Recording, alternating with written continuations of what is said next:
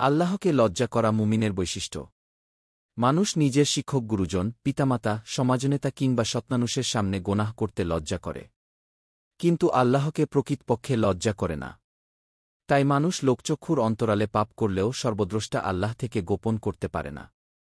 আল্লাহ বলেন, তারা লোকদের থেকে লুকাতে চায়, কিন্তু আল্লাহ থেকে লুকাতে চায় না। তিনি তাদের সঙ্গে থাকেন যখন রাত্রিতে তারা আল্লাহর অপ্রিয় বাক্যে পরামর্শ করে। বস্তুত আল্লাহ তাদের সব কৃতকর্মকে বেষ্টন করে আছেন। সূরা নিসা আয়াত 108। অথচ আল্লাহ সব কিছু দেখেন। এজন্য তাকে সর্বাধিক লজ্জা করা উচিত। রাসূলুল্লাহ সাল্লাল্লাহু আলাইহি ওয়াসাল্লাম বলেন, আমি তোমাকে উপদেশ দিচ্ছি আল্লাহকে এমনভাবে লজ্জা করার, যেরূপ তুমি তোমার জাতির সৎকর্মশীল ব্যক্তিকে লজ্জা করে থাকো। সিলসিলাহ সহিহাহ হাদিস 741, সহিহুল জামে হাদিস 2541। মহানবী সাল্লাল্লাহু আলাইহি ওয়াসাল্লাম আল্লাহকে লজ্জা করার পদ্ধতি শিখিয়ে দিয়েছেন। আব্দুল্লাহ ইবনু মাসুদ রাদিয়াল্লাহু আনহু বলেন, রাসূলুল্লাহ সাল্লাল্লাহু আলাইহি ওয়াসাল্লাম বলেন, তোমরা আল্লাহকে লজ্জা করো সত্যিকারের লজ্জা। আমরা বললাম, হে আল্লাহর রাসূল, আমরা অবশ্যই আল্লাহকে লজ্জা করি, আলহামদুলিল্লাহ। তিনি বলেন, কথা সেটা নয়, বরং আল্লাহকে যথার্থভাবে লজ্জা করার অর্থ এই যে, 1. তুমি তোমার মাথা ও যেগুলো সে জমা করে তার হেফাজত করো। 2. তুমি তোমার পেট ও যেগুলো সে জমা করে তার হেফাজত করো। 3. আর তোমার বারবার স্মরণ করা উচিত মৃত্যুকে ও তারপরে পচেগলে যাওয়াকে। 4. আর যে ব্যক্তি আখিরাত কামনা করে সে যেন পার্থিব বিলাসিতা পরিহার করে। যে ব্যক্তি উপরোক্ত কাজগুলো করে সে ব্যক্তি সত্যিকার অর্থে আল্লাহকে লজ্জা করে। তিরমিজি হাদিস 2458। লজ্জাশীলতা শুধু একটি মানবিক বিষয় নয়। হাদিসের ভাষ্যে তা ঈমানের অংশ।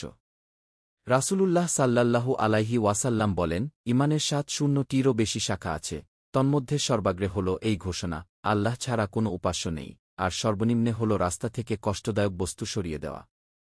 আর লজ্জা হল ঈমানের একটি শাখা। সহিহ মুসলিম হাদিস 51। অন্য হাদিসে এসেছে, লজ্জা ঈমানের অঙ্গ, আর ঈমানের স্থান জান্নাত। পক্ষান্তরে নির্লজ্জতা দুশ্চরিত্রের অঙ্গ, দুশ্চরিত্রের স্থান জাহান্নাম। তিরমিজি হাদিস 2009। লজ্জা 3 প্রকার: নিজেকে লজ্জা, মানুষকে লজ্জা ও আল্লাহকে লজ্জা। লজ্জার সর্বোচ্চ স্তর হল আল্লাহকে লজ্জা করা। ইবনুল কাইয়িম রহমাতুল্লাহ আলাইহি বলেন, হায়া অর্থ শরম, বৃষ্টি, তরতাজা ইত্যাদি, যা হায়াত শব্দমূল থেকে উৎপন্ন, যার অর্থ হল জীবন। এজন্য বৃষ্টি আলগাইসকে জীবন বলা হয়, কেননা বৃষ্টিপাতের মাধ্যমেই মৃত জমিন জীবিত হয় ও সেখানে ঘাস ও উদ্ভিদসমূহের জন্ম হয়। আর হায়াত বললে দুনিয়া ও আখিরাতের জীবনকে বোঝানো হয়। অতএব যার হায়া অর্থাৎ লজ্জা নেই সে দুনিয়াতে মৃত এবং আখিরাতে হতভাগ্য। অতএব যে ব্যক্তি আল্লাহর অবাধ্যতা করার সময় তাকে লজ্জা করে, আখিরাতে সাক্ষাৎকালে আল্লাহ তাকে শাস্তিদানে লজ্জাবোধ করবেন। আর যে ব্যক্তি আল্লাহর অবাধ্যতায় লজ্জাবোধ করে না, আল্লাহ তাকে শাস্তিদানে লজ্জাবোধ করবেন না। ইবনুল কাইয়িম আল জাওয়াবুল কাফি লিমান শাআলা আনিদ দাওয়াই শাফি, পৃষ্ঠা 6-9। লজ্জাশীলতা এমন একটি মানবীয় উত্তম গুণ যা মানুষকে দিনের উপর অটল ও অবিচল থাকতে উৎসাহিত করে। পক্ষান্তরে লজ্জাহীনতা সৎ আমলের পরিবর্তে অসৎ কাজ করতে, দিনের কাজের স্থলে অন্যান্য গর্হিত কাজ করতে বাধা দেয় না। কুরাহ ইবনু ইয়াস রাদিয়াল্লাহু আনহু বলেন, আমরা রাসূলুল্লাহ সাল্লাল্লাহু আলাইহি ওয়াসাল্লাম এর সঙ্গে ছিলাম। তার কাছে লজ্জাশীলতার কথা উল্লেখ করা হল। সাহাবায়ে কেরাম বললেন, হে আল্লাহর রাসূল সাল্লাল্লাহু আলাইহি ওয়াসাল্লাম, লজ্জাশীলতা হচ্ছে দ্বীনের অংশ।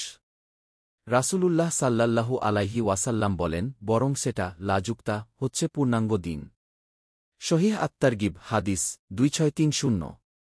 আল্লাহ আমাদের সবাইকে দ্বীনের সঠিক জ্ঞান, বুঝ ও আমল দান করুন। আমিন।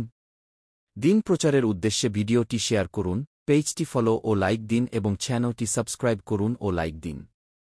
জাযাকাল্লাহ খৈরান।